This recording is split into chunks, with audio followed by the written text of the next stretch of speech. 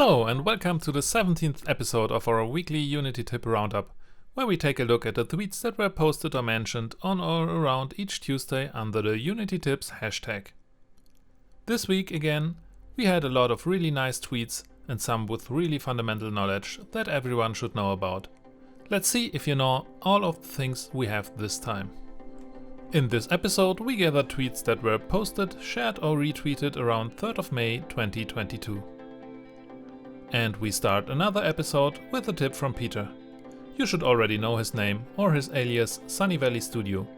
And as we are happy to see, he almost reached 700 followers. His tip for this week is for those searching for an easy way to highlight objects in your game. Instead of writing complex shaders, you can use the emission parameter to make your selection objects stand out. The only drawback is that you have to keep an eye on the performance, since it may create more instances of the material during runtime. Manus is a newcomer to our series and he currently has 34 followers. According to his profile, he is an overpassionate developer. He shares a nice little trick that will help you if you frequently have to place objects in equal distances in your scenes. Apparently, the input field for the transformations not only work as calculators, you can also enter special commands like a capital L followed by two numbers to equally place your selected objects between these coordinates. Check out the animation in his post to see it in action. Callum also makes his first appearance in our list. He is the technical lead at Montebello for Banners of Ruin and he currently has 143 followers. He mentioned that you can add your own functions to a context menu with the menu item attribute, even for classes you do not have access to. The trick is to use context followed by the component name in the string. If that sounds a bit weird, check out the code example in his post to see how it is used. Also check out the comments where he added more explanation and examples. Krassenstein is the founder of Static City Games and according to his profile, he is interested in NFTs. You can check out his profile for a link to his games on Steam. He currently has 1,187 followers. He shares one of his own eureka moments about formatting strings. If you are interested in the different ways of formatting numbers in your text, check out the image in his posting. Especially when trying to incorporate floating numbers in your strings, this will be handy to get rid of those unnecessary digits. Well, I am not sure if I will be butchering his name or not, so please excuse me if the pronunciation is not correct.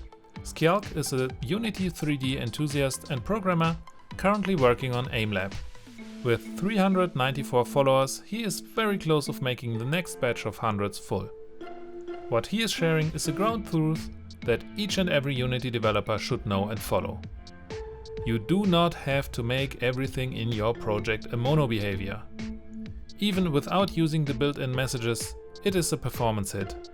And you should only create MonoBehaviours if you really need the magic methods like start updates or the others.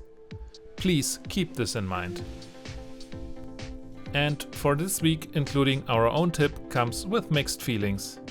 You may ask yourself why this is, since we had an awesome reach with this posting.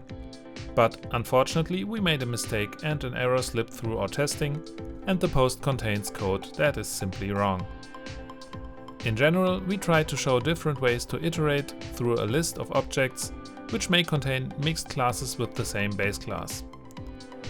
The first two options will work fine, with the second one being favorable in our opinion. But the third one will just not work and even throw an error. But even with this mistake, we think the posting is quite valuable. Our tip started a conversation about different methods of iterating a list and contains a lot of really useful knowledge. We recommend to read through the entire discussion for even more tips on programming in general. Ending on our own mistake is hard, but we are sure that it is the better way to admit when you made an error and learn from it. And the conversation it started was really worth it. And that once again shows us how helpful the whole Unity community is. All those people who, yes, pointed out our mistake, but also try to come up with solutions or workarounds. That is the community that posts Unity tips each week free of charge.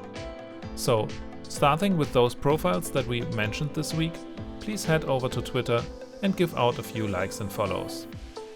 When you are done and you can forgive us for making a mistake this week, please take a look at our channel and consider subscribing. And don't forget to hit the bell icon for notifications. For any questions, comments, recommendations or requests, please use the comment section. Thank you for your time and see you next week.